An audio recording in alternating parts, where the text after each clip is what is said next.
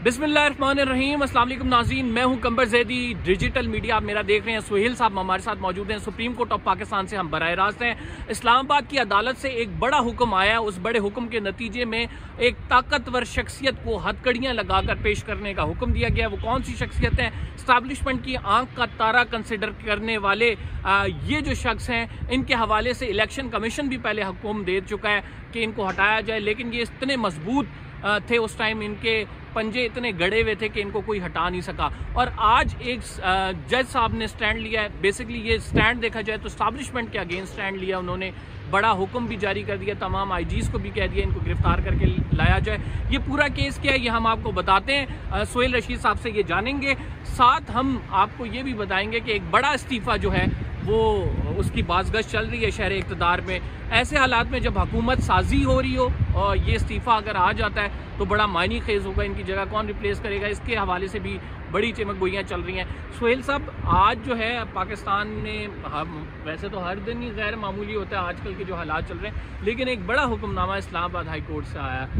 ये केस जो है शहरियार अफरीदी के हवाले से तौहीन अदालत का केस था, जिसमें आईजी जो इरफान नवाज मेमन साहब हैं, डीसी साहब, इनको बुलाया गया, लेकिन ये अपेयर नहीं हुए तो इनके वारंट गिरफ्तारी जारी कर दी है। क्या हुआ इस केस में?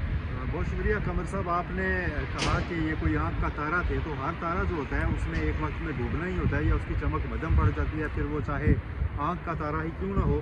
तो इरफान नवाज मेमन जो डीसी इस्लामाबाद थे, उनको आज हथकड़ियाँ लगाकर गिरफ्तार करके पेश करने के लिए पूरे मुल्क के तमाम आईजीज़ को, तमाम चारों सूबों के इस्लामाबाद के आईजी को ये कहा गया है कि जहाँ भी मिले उनको गिरफ्तार करके पेश करें।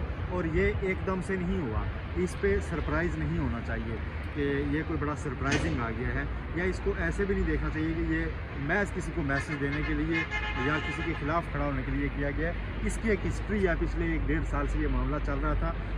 इस्लामाबाद हाई कोर्ट ने बड़ा वाज़े कहा था, बड़ा कैटेगोरिक कहा था कि जो MPOs के तहत आप ऑर्डर्स जारी करके लोगों को बिला वजह अरेस्ट कर देते हैं कि ये नक्शे अमन के लिए या किसी बात के लिए, ये गैर कानूनी, इसकी आइन में गुंजाइश नहीं है, ये अंग्रेज़ साम्राज्य के दौर का कानून है, इसको आप इस्तेमाल ना करें। उसके बावजूद ये इस्तेमाल किया गया और शानदाना गुलजार और शहरियार अफरीदी जो PTI के रहनुमा थे, इनको अरेस्ट करने के लिए इस्लामाबाद के DC ने वाज़े अदालती अहकामात के बावजूद फिर ये जारी किया और उनको अरेस्ट किया। इस पर उनके खिलाफ तौहीन अदालत की वार्न करने के बाद, वार्निंग देनी चाहती थी, उसके बाद ये कार्रवाई शुरू की गई और ये कार्रवाई चल रही थी। अब गुज़श्ता हफ्ते से आगाह किया जा रहा था DC साहब की जानिब से, उनके वकला की जानिब से अदालत को कि वो उम्रे पे जाना चाहते हैं, तो तारीख भी बताइए कि गालबन 23-24 को वो जाएंगे। तो जस्टिस बाबर स्तार ने ये कहा था कि मुझसे पहले इस केस का फ़ैसला कर देंगे। अब कल के रोज़ उन्होंने ना एक दरख्वास्त की कि अब वो जाना चाहते हैं, वो दरख्वास्त खारिज हो गई। आज उन्होंने इस्तिस्ना की दरख्वास्त भेजते हुए कहा जी कि उम्रे पे वालदा के हुक्म पे उनके साथ जा रहा हूँ, तो इस्तिस्ना दिया जाए। अदालत ने कहा कि आपकी दरख्वास्त जब खारिज हो चुकी है तो आप हमारी इजाज़त के बगैर बाहर कैसे जा रहे हैं। और शायद वो उम्रे का नाम था, तो उस पर जस्टिस बाबर स्तार को लगा कि यार ये ना पूरा प्ले किया जा रहा है, तो उन्होंने कहा कि नहीं जी, आप इनको अरेस्ट करके पेश करें हमारे उस टाइम शाह खबर ने कहा कि उनकी वालदा का हुक्म है, वो उम्रे पे जा रहे हैं। जी, अदालत का हुक्म और वालदा का हुक्म, और बड़ा इमोशनली और रिलीजियसली खेलने की वो की गई, लेकिन वो जस्टिस बाबर स्तार ने वो नहीं दिया। जस्टिस बाबर स्तार कर ये रहे हैं मेरे ख्याल में, वो सिर्फ ब्यूरोक्रेसी को याद करा रहे हैं कि आपकी ड्यूटी क्या है और आपने आईन पाकिस्तान और कानून को मानना है, और उसमें अदालतें भी आती हैं। वो साथ ही अपने साथी जजेस को भी बता रहे हैं कि एक जज कैसा होना चाहिए, उसकी पावर्स क्या हैं, किस तरह ऑर्डर्स पे इम्प्लीमेंट कराना जानता हो, इम्प्लीमेंट करा सकता है वो, ताकि उनके साथ खेला ना जाए। कि हो ये रहा था कि अदालतें तब उन दिनों इस्लामाबाद हाई कोर्ट बार बार कह रही थी कि जब हम कह रहे हैं कि बंदा नहीं करें, आप तो DC के हमसे ऊपर का अफसर हो गया है, या उसके हम पाबंद हैं या वो हमारा ऑर्डर फॉलो करने का। अब अगर अदालती की देखें, अपनी कोई फोर्स नहीं होती जिससे वो इम्प्लीमेंटेशन कराएंगे, ये DC ने IG ने इन लोगों ने करनी होती है। ये लोग जब अदालतों का हुक्म नहीं मानेंगे और अदालतें खामोश रहेंगी, तो इसका मतलब है कि अदालतों का जो है ना अमल दरामद ख़त्म हो जाएगा उनके अहकामात पर, तो उसका नुकसान आम शहरी को भी होगा। मेरे खिलाफ एक अदालत ऑर्डर जारी कर देगी, इसको इतना अच्छा जी DC साहब की मर्जी है, वो मुझे पकड़ेंगे। फिर ये मसाइल इस तरफ जा रहे थे, इसलिए जस्टिस बाबर स्तार ने इसको एग्जाम्पल बनाने के लिए इस केस को चलाया और अब ये फैसले के करीब था। अच्छा सुहेल, इसमें DC साहब ने माफ़ी भी मांगी थी, लेकिन जज साहब ने वो नहीं सुना। देखिए माफ़ी जो है ना, जाके जब बंदा मांगता है ना, तो उसमें दो वजूहत होती हैं। एक उसमें दो पहलू होते हैं उसके। माफ़ी मांगने वाला जब जाके कहता है ना मैं अदालत के रहम करम में छोड़ता हूँ, तो वो सरेंडर भी होता है और एतराफ़ भी होता है कि जिस बंदे ने कर लिया अब एतराफ़। मैं आपको मिसाल देता हूँ इमरान खान की। इमरान खान ने जज को धमकी केस में इस्लामाबाद हाई कोर्ट का फुल कोर्ट उस वक्त बन गया था, सारे जजेस रहते थे और उसमें जस्टिस बाबर सत्तार भी थे। इमरान खान ने जब माफ़ी मांग ली ना, तो अदालत ने ये करार दिया था कि हम कन्विंस्ड हैं कि ये क्राइम कमिट हुआ है, ये कंटेम्प्ट हुई है, ठीक है, लेकिन हम इनको इनके रवैये की वजह से हम इनको माफ़ करें, ठीक है। ये नहीं कहा कि इन्होंने की। अब डीसी साहब ने भी अपनी माफ़ी अपनी तरफ से सामने रख दी थी, अदालत का फैसला आने देते, एक प्रोसीजर पूरा हो रहा था। वो शायद कहते कि ये अभी कंटेम्प्ट है, लेकिन इनको कोई वार्निंग दे के छोड़ दिया जाता या फिर सज़ा दे भी दी जाती। वजह ये थी कि तौहीन अदालत का केस अमूमी तौर पे अदालत और उसके दरमियान होता है। यहाँ पे दो बंदों की लिबर्टी जो है ना डीसी साहब ने कर्टेल की अदालती अहकामात के बावजूद, और उन्होंने सफ़र किया है, तो इसलिए यहाँ पे किसी हद तक फ्रीकेन तीसरे भी ऐड हो जाते हैं।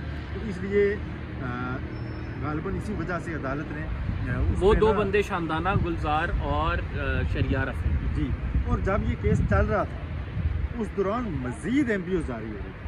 आप अदालत आके माफी मांगते हैं तो उसमें फिर आपका कंडक्ट देखा जाता है। आपके खिलाफ फर्द जुर्म की डेट पड़ी है और आपके नाम से मजीद लोगों के एमपीओ निकलते हैं कि जी इनको भी पकड़ लो, उसको भी पकड़ लो, तो उसके ऊपर फिर माफ़ी का जो है ना वो चैप्टर क्लोज हो जाता है।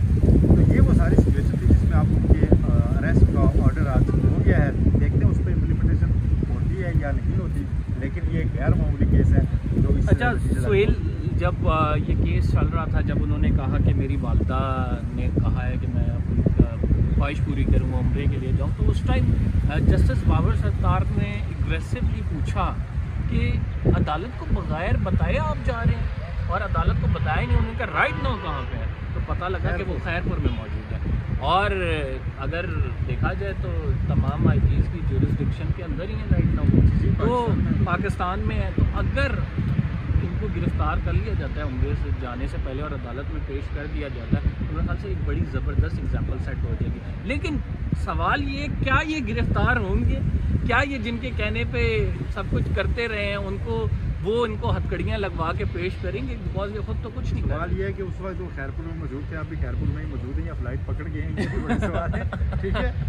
तो गिरफ्तार मेरा ख्याल है, देखिए ये कोई इतना फॉर्चुनेट केस नहीं है, ठीक है, इसमें बिल्कुल मज़ा नहीं आ रहा। डीसी जो है ना, बड़ा एक डिप्टी कमिश्नर का बड़ा रोल होता है, जो गवर्नेंस सिस्टम है उसके अंदर डिप्टी कमिश्नर के ज़रिए सारे चलते हैं, लोग डेली जाते हैं उनके पास।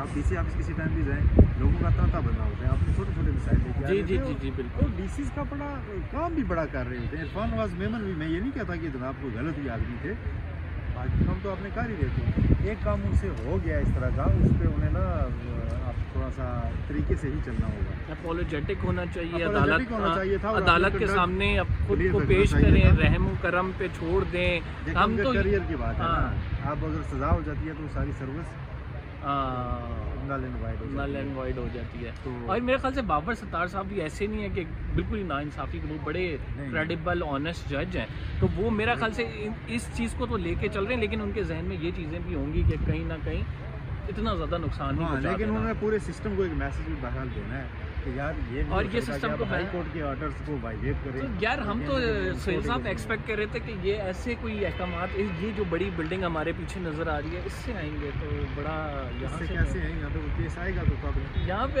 और बड़े केस आते रहे हैं कि जिससे एग्जाम्पल सेट हो सके, लेवल प्लेइंग फील्ड में एग्जाम्पल सेट कर सकते थे। तो यार आप क्या कर रहे हैं? आपकी हिम्मत कैसे भी कागजात नामजदगी छीनने की यार? बस वो गुजर गया वक्त, लेकिन यह है कि पंजाब की हद तक इन्होंने नोटिस किए थे, उन्होंने कहा जी कि हमने तो जितने वाक़यात हुए हैं उसके ऊपर खत लिख दिए थे, बस खत लिखने पे वो केस खत्म हो गया और उस वक्त कहा गया कि ज़्यादा मामला ना करें। लेकिन सुहेल, मेरा अपना पॉइंट ऑफ व्यू ये है कि अगर जस्टिस काजी फाइज ईसा हिम्मत पकड़ते और ये मामलात आगे लेके चल जाते और इनको अगर सेट करना चाहते तो वो बड़े अच्छे तरीके से कर सकते थे, लेकिन अनफॉर्चुनेट है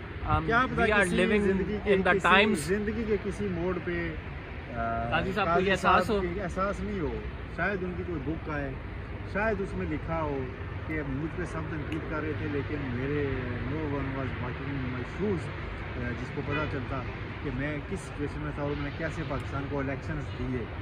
देखिए तो आज अच्छा ये मैं आपकी आपकी आपकी ऑब्जर्वेशन से ना, आपकी ऑब्जर्वेशन बड़ी ज़बरदस्त आपने दी है कि उनकी साइड की अपनी स्टोरी है जो कि हमने सुनी नहीं है। I do agree with that, but the thing is if you are in that much pressure, आज आपने एक ऑब्जर्वेशन सुनी है कि अगर जज साहब पे उस टाइम भुट्टो के केस में प्रेशर था तो वो क्यों नहीं साइड पे हो गए, साइड बेंच छोड़ देते या फिर वो इंसाफ ही करते। तो सर आप इस कुर्सी पे बैठ दें, छोड़ दें सर फिर तो कुर्सी पे, तो ये तजादात तो हैं ना, और इसी पे हम रिपोर्ट करते हैं। यही अंदर की बातें हम आपको बताते हैं कि ये जो तजादात हैं ये नहीं होने चाहिए, और हमारा एक तनकीदी जो है मस्बत पहलू होता है। हमें जस्टिस काजी फाइज ईसा की ज़ात से या फिर कोई सुप्रीम कोर्ट के इंस्टीट्यूशन से कोई मसला नहीं है। हमें जो मसला है कि यहाँ से जो पॉलिसीज़ अडॉप्ट की जा रही हैं, जो एक केस में के लिए डिफरेंट है, दूसरे केस के लिए डिफरेंट है, प्रिंसिपल स्टैंस के हवाले से उस पर तनकीद और पब्लिक फैसले उन पर हमारा हक है। ये थोड़ी सी मैंने सफाई दे दी क्योंकि JIT के बड़े नोटिस आ रहे हैं ना, तो वो खैर है, ये भी साथ साथ चलता रहता है। JIT ने भी तो इसी मुल्क में कुल इतना, अच्छा तो JITs को हमने रिपोर्ट किया, इतना सा फलां के खिलाफ बन गई, फलां के खिलाफ बन गई, तुम्हारे खिलाफ बन गई, तो चलो ठीक क्या है, हो गया एक दफ़ा ये भी सही। तो सर अब हम आते हैं दूसरे उसकी तरफ। दूसरा उसमें ये है कि यार एक बड़े इस्तीफे की बातचीत चल रही है इलेक्शन कमीशन से, और वो चीफ इलेक्शन कमिश्नर का ये जिस रोड पे अभी हम खड़े हैं, सारा दस्तूर जिसे कहते हैं, यहाँ पे हर वक्त या कोई इस्तीफा सोचा जा रहा होता है, या कोई इस्तीफा मांगा जा रहा होता है, या कोई इस्तीफा रोका जा रहा होता है, या कोई इस्तीफा दिया जा रहा होता है या लिया जा रहा होता है। ये इस्तीफों की रोड है, ठीक है, कुछ ना कुछ चल रहा होता है। ये इधर नैब का ऑफिस भी है, वहाँ से इस्तीफे आ रहे होते हैं। इसके अलावा सुप्रीम कोर्ट से इस्तीफे आ रहे होते हैं, अभी ये भी ट्रेंड बन गया है, ठीक है। इस तरफ तो खैर पार्लियामेंट में तो चलता ही इस्तीफ़ा है कि तो कभी कुर्सी छोड़ दी, ठीक है जी, कभी वज़ीर-ए-आज़म का इस्तीफ़ा मांगा जा रहा है, ठीक है। ये सारी इस्तीफ़ों की रोड है, तो इस पर ये खबर तो चलती रहती है। आप सुबह गुजरे ना इससे, तो किसी न किसी बिल्डिंग से आपके कान में पड़ जाती है। आज सुबह से एक बिल्डिंग से इस्तीफ़ों की खबर कान में पड़ रही है कि, और वो फैल रही है उसकी ना इधर उधर बाज़ वाइब्स कि यार मैंने सुना है कि इस्तीफ़ा आ रहा है और सिचुएशन इस तरफ जा रही है। लेकिन और फिर हम यहाँ से भी देख रहे हैं कि एक जज साहब यहाँ से रिटायर हो रहे हैं कुछ अर्से तक। सरदार तारिक की बात कह रहा हूँ, मार्च में वो रिटायर हो रहे हैं, क्या पता वो ये इस बिल्डिंग से उठ रहे हैं दूसरी बिल्डिंग पे लग गया। नहीं, वो देखिए चीफ इलेक्शन कमिश्नर की तैनाती एक बड़ा पेचीदा अमल है, और उसमें काफ़ी लोग इन्वॉल्वमेंट करना जो है ना, उसमें बड़ा ज़रूरी होता है। लेकिन इस्तीफ़ा जो होगा ना, वो कन्फेशन होगा। अगर ये इस्तीफ़ा आता है कि मैं अपनी जिम्मेदारी नहीं कर सका, नहीं निभा सका, और उसके बाद इंतखाबात की साथ क्या रहेगी, जो 77 से बहुत ज़्यादा मिलाया जा रहा है, और एक कमिश्नर ऑफ इंडिया के प्रेस कॉन्फ्रेंस के बाद और ज़्यादा सिमिलरिटीज निकाली जा रही हैं, तो कहीं ये वाले चीफ इलेक्शन कमिश्नर ये कहें कि मेरी सजी सजाई दुकान टूट गई। लेकिन सुहेल साहब, इसको दूसरे पहलू से, ये तो हमारे कानों में लोग खबरें डाल देते हैं ना, इसे दूसरे पहलू से भी देख लेते हैं। दूसरा पहलू ये है कि राइट नाउ अगर चीफ इलेक्शन कमिश्नर का इस्तीफ़ा आता है तो इस्टेब्लिशमेंट कांट अफोर्ड दैट। वो फिर जो PTI का बयानिया है ना, वो इस हद तक मजबूत कर जाएगा कि पूरे इलेक्शन उड़ जाएगा। पाकिस्तान ने इस पर 57 अरब रुपया अगर लगाए हैं, और इस्टेब्लिशमेंट ये चाहती है कि यही प्रिवेल करे। मेरा नहीं ख्याल ऐसे हालात में जो है चीफ इलेक्शन कमिश्नर का इस्तीफ़ा आएगा। इस्टेब्लिशमेंट आप किसको कहते हैं? इस्टेब्लिशमेंट कोई ऐसी कोई चीज़ नहीं होती कि जो हर पे आखिर हो। हर चीज़ में जो इस मुल्क में है ना, उसमें रास्ता निकालना होता है हर सिचुएशन में। अब एक नई सिचुएशन है, अब इलेक्शन से पहले वाली सिचुएशन नहीं है, अब एक नई सिचुएशन है, और इस सिचुएशन में से एक नया वे आउट निकाला जाना है जिससे चीज़ें चलेंगी।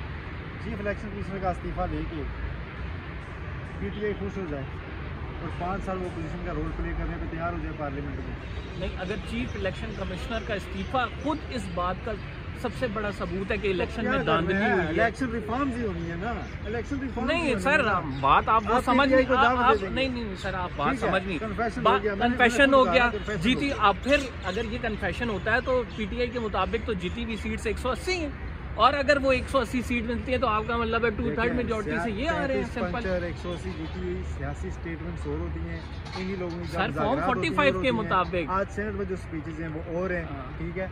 ये होते हैं डिफरेंट, लेकिन पॉलिटिकल पार्टीज़ की जितना भी हम उनको मैदान करते हैं उनमें एक लचक बहरहाल होती है कि वो हर वक्त सिस्टम बचाने के लिए अपनी अनाय सेक्रीफाइस करने को तैयार होते हैं और उनको फेस सेविंग चाहिए होती है हर जगह अपनी सियासत बचाने के लिए।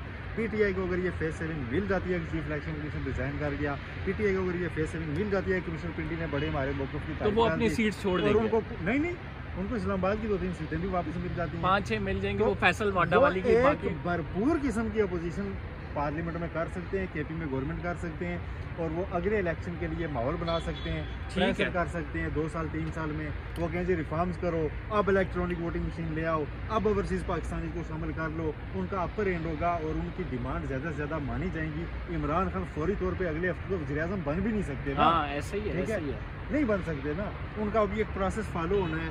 तो पीटीआई का भी इंटरेस्ट कहीं ना कहीं इसी में होगा, रास्ता उन्हें भी निकालना है, रास्ता एस्टैब्लिशमेंट जिसे आप कहते हैं उसने भी निकालना है, रास्ता वो पार्टीज जो जीत की दावेदार थी और हार के बैठ रही हैं और अब हुकूमत नहीं बन पा रही। कल हमने सुना था प्रेस कॉन्फ्रेंस हो जाएगी नून लीग और पीपल्स पार्टी की, ब्रेक थ्रू नहीं हुआ। आज ये बातें रिकॉर्ड पे आना शुरू हो गई हैं कि पीपल्स पार्टी कह रही है नून लीग वालों में अनाज ज़्यादा है। अनाज क्या ज़्यादा है कि भाई सारे आएंगे होते हैं उन्हें आपको देने और आपने उनकी कैबिनेट में भी नहीं बैठना, गंद भी नहीं उठाना और मलाई खानी है, तो उसमें वो तैयार नहीं हो रहे और तैयार नहीं हो रहे तो गवर्नमेंट बन नहीं पा रही। हाँ सारे चुके हैं, इन सारों ने रास्ता निकालना है और उसमें पीटीआई को जितना अपर एंड मिलेगा वो लेंगे। वो 180 सीटें क्लेम करते करते कुछ 135-40 बनने का निशान, बहाली, मखसूस नशिस्तों का असूल, ये सारी यकीनी बना के, क्योंकि रोड की जो पॉलिटिक्स थी ना उनकी वो चैप्टर एंड हो गया है, वो था पिछले 2 साल का और उसमें वो खुद गलती करार देते हैं।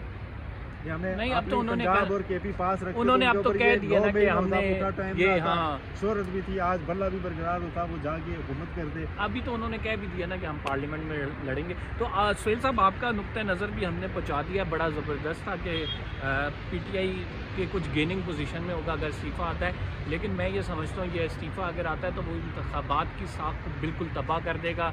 पीटीआई का मौक़िफ़ बड़ा बढ़ चढ़ कर सामने ज़रूर आएगा, लेकिन असल मामला वहाँ पे आएगा कि क्या जीती हुई नशिस्तें फॉर्म 45 के तहत वो वापस की जाएंगी, अगर की जाएंगी तो कितनी की जाएंगी, उस पर पीटीआई राज़ी हो जाएगी या नहीं। अदालतों से 4-5 सीटों पे फैसला आ गया, बाकी सीटें नून के खाते में दे दी गई, क्योंकि नून की अभी तो 17 से 22 सीटें हैं तो टोटल। तो ये एक बड़ा मामला है, ज़रा देखते हैं इसको, अगर आता भी है इस्तीफ़ा या नहीं आता। बहरहाल शहर इक़्तिदार में बाज़गश्त है, हमने इस पर डिस्कस कर लिया, अपना तज़िया दे दिया। कंबर ज़ैदी को इजाज़त दीजिए। सुहेल रशीद बहुत बहुत शुक्रिया आपका, इंशाल्लाह अगले व्लॉग में मुलाकात होगी। अगर आपने चैनल को सब्सक्राइब नहीं किया तो सब्सक्राइब ज़रूर कर लें, बेल का आइकन ज़रूर दबाएं। अल्लाह ने के बाद।